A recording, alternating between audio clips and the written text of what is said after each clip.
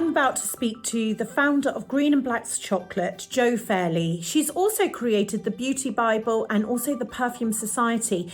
She's a serial entrepreneur. She's a wonderful woman. She lives in Hastings and is a massive independent shopper, supporting small businesses. I got to know her at Conversations of Inspiration live in Harrogate, and we've been chatting ever since.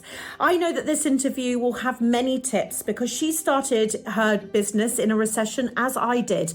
And so it will be wonderful to hear what she thinks for this small business community are the top ways of surviving difficult times. I'm Jo Fairley, and I'm really looking forward to talking to Holly today about the challenges facing small businesses at this extraordinary time, but perhaps some of the opportunities that affords us, and some of the life lessons that I think we're learning along the way, which may just change how we live and how we see the world afterwards in a positive way. Look at I love your hairband. So I'm really glad now that I never threw away those 1980s MS scarves that I collected, because they're really coming into their own. You look absolutely fantastic. Jo, it's been so lovely to see your lovely face. And actually, I know that we talk a lot through text and things, but just tell me before we start chatting, how you personally are, how you found this time.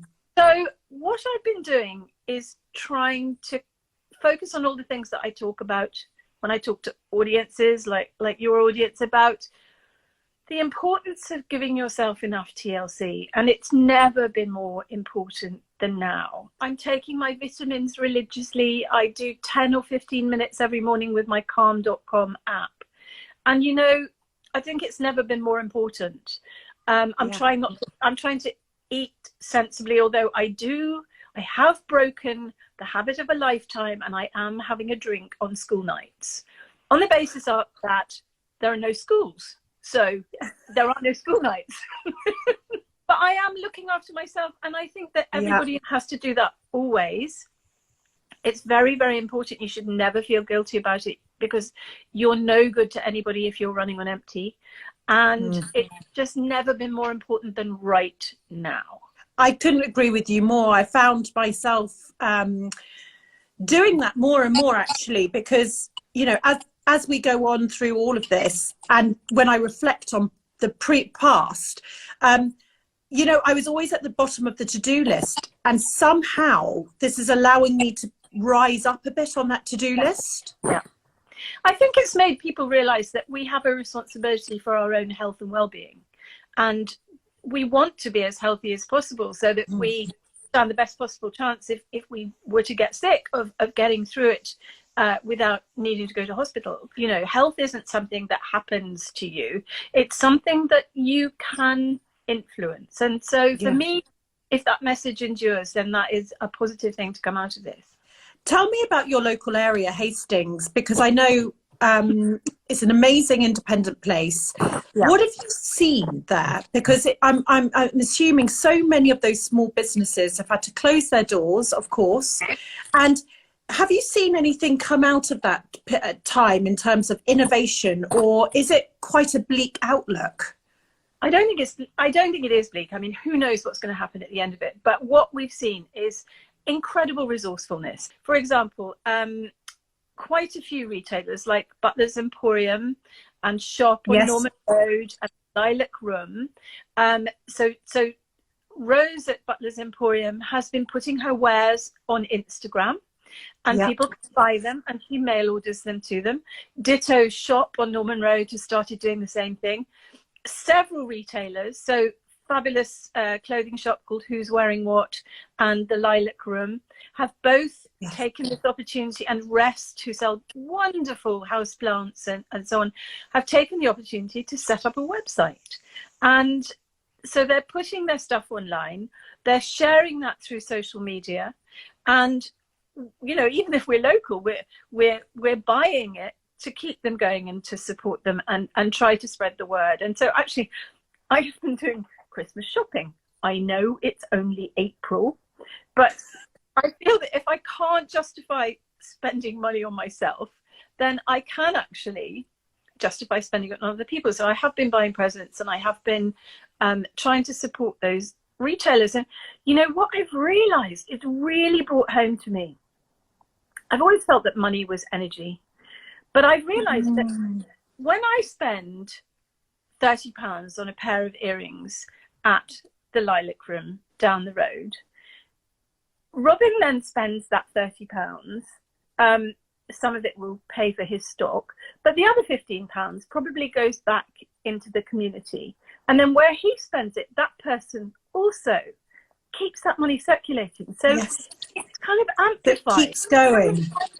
I think you're right in saying that now is the time where you could look into the future, couldn't you? You could look into Father's Day, you could look into Christmas, you could look at what's going to happen at the end of the year. And it's about cash flow for small businesses. So as much as they're going to need your support at the end of the year as well, what could you do now? If we all, let's say, bought one Christmas present right now, that would be a tremendous, huge help.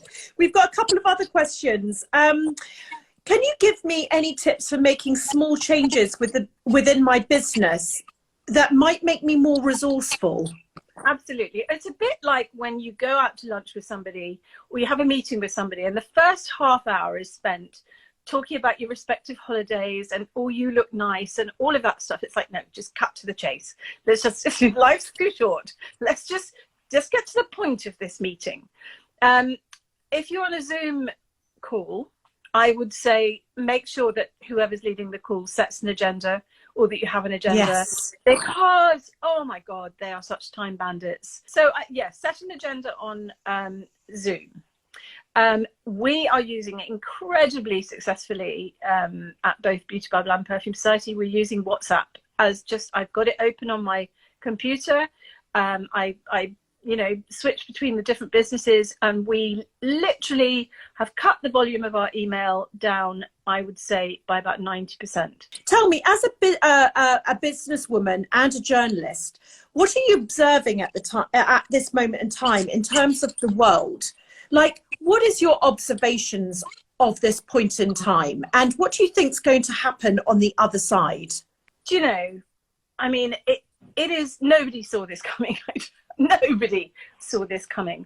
I think if we take the positive side of this, that it has afforded us the most incredible opportunity to look at the way we live our lives.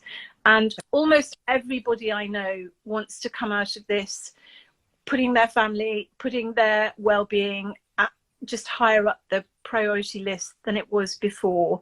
We've been running around like headless chickens, busy. And I think that everybody wants to take a bit more time for themselves. Yes. I think that this is a fantastic opportunity for brands that have strong values, that have a social purpose, that show that they think about other people, they think about the environment. And I honestly think that rather than the kind of glitzy, glossy, bling brands that were around before, I think that this was the reset button that the world needed. I mean, it's incredibly dramatic, and I don't think we would have ever wished it upon ourselves. But if there can be a silver lining to this cloud, I think I've heard it described as the great pause, and I love that. Yeah, wow. And it's like it's just given us the time to think. Do you think maybe we need to make promises to ourselves? Write down right now what I will do, whether the whole world goes back to normal, I'm not going to be. Yeah, I'm not sure it will go back to normal. I think we will. I really believe that most people are going to think differently after this. I mean, I think that what I'm seeing and over the last few years, I've got really exercised about the whole influencer thing, with lots of people. I'll probably get shot for this. Lots of people, just endlessly taking filtered photos of themselves. Nothing really to say, just I look nice with this product or whatever. We want to know about people who've got things to say, who are doing good, who are making a difference in the world, who are running companies that are giving back and have values and you know, all of those really important human qualities. Oh, Jo, I just totally agree. It's actually quite, if you think about it, it's quite gross, isn't it now? When we look at that, it's like, it's just such a waste. You know, I see, as you know, more, you know, just endless sort of grid posts on sort of nothingness. And it's not about that we have to have something moral to say, or, you know, a life lesson each one, or all these sorts of things. But we do have to look at our responsibility and what we share, what we're talking about, how our companies operate, how our companies have values. And if our companies, you know, everyone listening now, it's worth taking that moment to say, does my company have values? Do I stand for something? Yes, I make a great product, but what is it that when I scratch the surface, does my company believe in? I've got another question for you, Jo. It's from Jean Vincer Collette. Sorry if I pronounced that incorrectly. Is it the end of bricks and mortar? No, I don't think it's the end of bricks and mortar, actually. I think it might be the end of some big bricks and mortar, and it will be very interesting to see what to do with those very, very large shops. And I mean, very interestingly, one of the companies that has been unable to pivot at this time is Primark, because they didn't have a website. So they've never sold online. So literally, yeah, they didn't have a website. Nothing sold online, so you had to go into the stores. So I have been buying a lot of food online from shops that have been delivering locally, as well as, you know, thank you, the great God Ocado. But I actually had to go to a shop to buy some food and pick something off the shelf. I actually went to a shop, to our local Trinity Whole Foods natural food store, because I realized I'm a hunter-gatherer and I actually need to pick things off shelves. It's like in my DNA. I want to go to a restaurant and choose my food rather than meal plan. Yes. So I think that there's definitely a place for bricks and mortar, but you know, it's got to be exciting, it's got to be inventive, it's got to be entertaining, and it's got to be safe. Tell me what words of comfort you might give small businesses, because I know you're such an advocate, but do you think that we're unique, you and me, Jo, or do you think, from what you've heard from your business contacts and things, that actually things might change for that love of small? I do think they will change for the love of small, and I think that there's no question it's going to be really hard, and so much depends on how long this goes on for. I think the thing I would say to anybody, I loved what you said the other day with, is it Dave? And you said that you constantly have this voice, you're fighting this voice that said, give up, give up, give up. You know, on the one hand, you're being really positive, and you've got this little gnome on your shoulder going, no, give up, give up. Yes. There are going to be some people who literally can't make it through. And the one kind of comfort I would give to them is that you have not failed. You know, you have not failed. Nobody could have predicted what is happening. And if you have to shutter your business, this business, then other opportunities, I think, you know, can be found. But I think that genuinely, I believe that the world is shifting on its axis, and it is going to shift in the direction of brands that have, you know, values built into them, and brands that have meaning, and people doing the right thing. And so I think, you know, you have to keep going as long as you can. You have to just flick the gnome off your shoulder, going, no, I can keep going, I can keep going. And literally keep putting one foot in front of the other, taking it one day at a time. And what I would say is that everybody's very understanding of that at the moment. You know, nobody's expecting you to have lots of answers. If you're a little business and it's taking you a while to get your products out to people, everyone's being so understanding. They're not ringing up after 24 hours going, where's my cushion? They're going, okay, it might take 10 days, might take 2 weeks. That's just the way it is. And maybe we'll be a bit more like that afterwards as well, a bit more understanding. Yeah, Jo, brilliant. Absolutely. And thank you so much for all your time. I'm going to let you go. Thank you for sharing your time with us. And it's just lovely to see your wonderfulness in person. Thank you for everything that you're doing for this community. You are a true beacon of hope and light for everybody. And I'm sure that you're run ragged by doing all of this, but it is keeping everyone going. Oh, thank you so much for those kind words. It means so much to me. Thank you so much, Jo. Take care. Bye. That's a love. In summary, what has she taught us? She has taught us that the importance of TLC, and I think we always say that we're going to do it, don't we? And we really, really must. If we don't look after ourselves, we can't look after anybody else.